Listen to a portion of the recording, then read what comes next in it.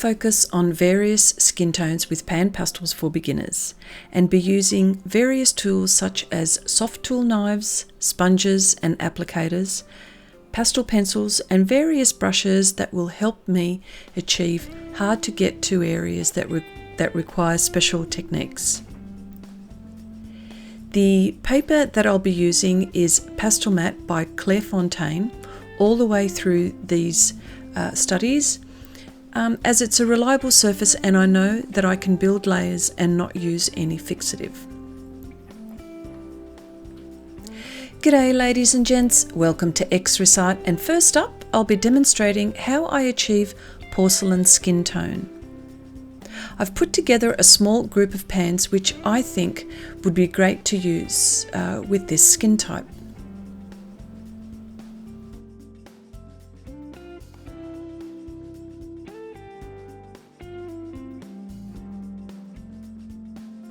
As you see, I've selected to use light green shade Pastelmat paper.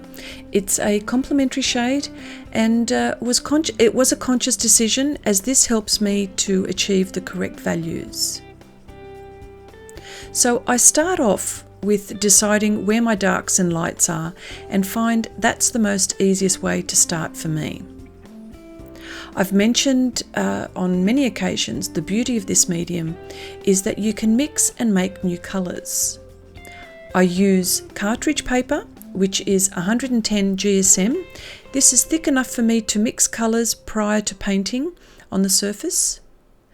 I mix both ways, on the palette paper and on the surface.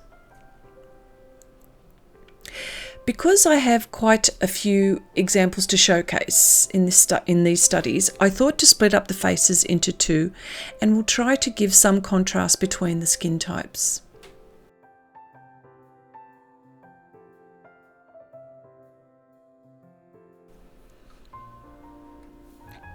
You may also notice I have used masking film by Xrissart to protect the other side, and I'll leave a pop-up link on the top right hand corner, and it's a video on how to use masking film, and you can view that a little later.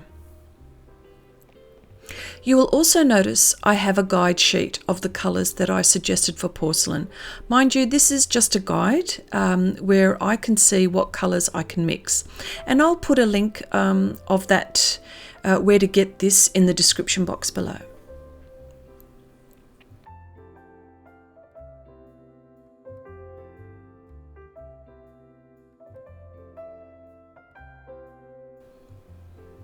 I used burnt sienna extra dark for the eyebrows with a little red iron oxide extra dark.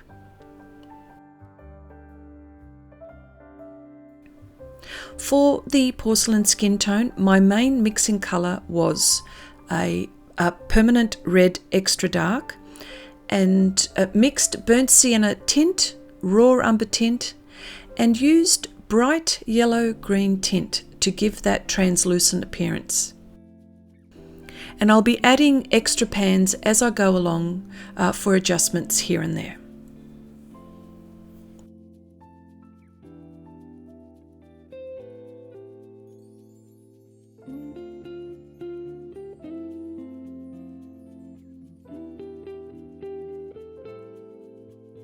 I pick up the pigment with the Sofft Tool applicators, mix them on my palette paper, and use an 1/8 of an inch synthetic watercolour brush to work on the lips.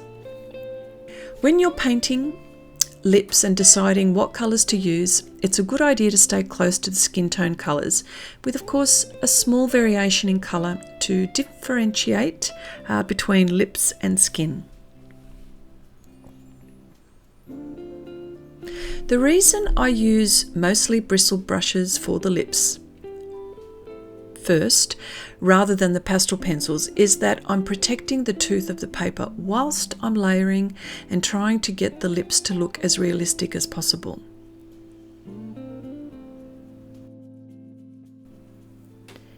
The pan colours I had on standby or used very little was raw umber shade and raw umber.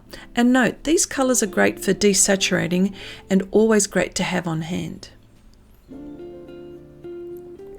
The last 10 to 20% is using pastel pencils.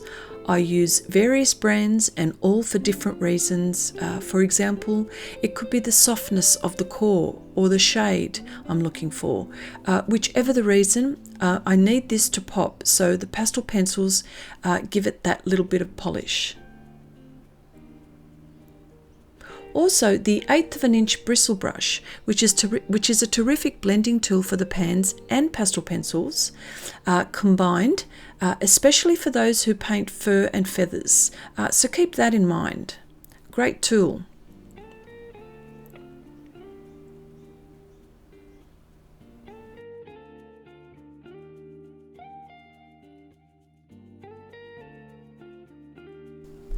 The porcelain look I'm going for is to have some warmth with the appearance of translucency to a skin. To get the translucency porcelain look, I used bright yellow-green tint. Bright yellow-green tint was a great colour to mix, as the light green part of the pan pigment is complementary to the permanent red extra dark mixture, which desaturated, and that's how I achieved that translucent porcelain look. But all the time I was careful not to use too much, as the yellow part of the pigment could have turned this orange. So be aware when colour mixing to keep in mind colour theory, but that's another video, and I will also link a pop-up video where you see how to mix colours with PanPastels in the top right hand corner. So back to the project. Another thing to think about is where the light source is coming from. In this instance, the light is directly in front of the subject, so the darkest areas will be in the back end of her face, and don't be afraid to go dark if you have to, or even light where it's needed.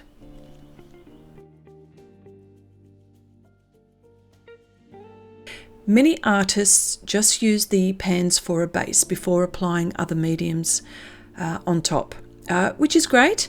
And again, this medium is so versatile, it allows you to be very creative with mixed media. But for me, I like to take this medium to the maximum and achieve using pans anywhere from 80 to 90% of the way.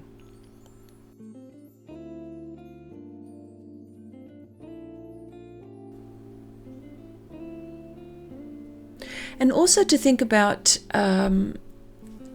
we're very fortunate to have the sponge tool applicators for the pans, but bear in mind, well, for me anyway, I will use anything and everything to get the outcome I'm looking for, but that's more on an advanced level. So for the time being, we'll be using Sofft Tool applicators with just a touch of the brush.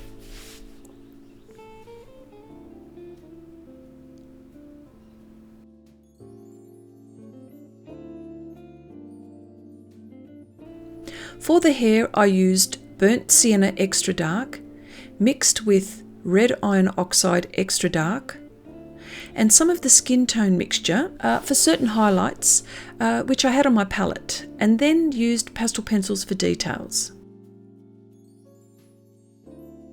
And I'll probably say this throughout this series, and it's okay to play and practice and see how mixing skin tones works for you. If you're a beginner, and for a few, it's not something that you may get instantly, but with a little practice, you'll find your way of painting with PanPastels. So feel free to ask as many questions as you can and leave them in the description box below. I'm Chrissy, thanks for watching, and keep on keeping on.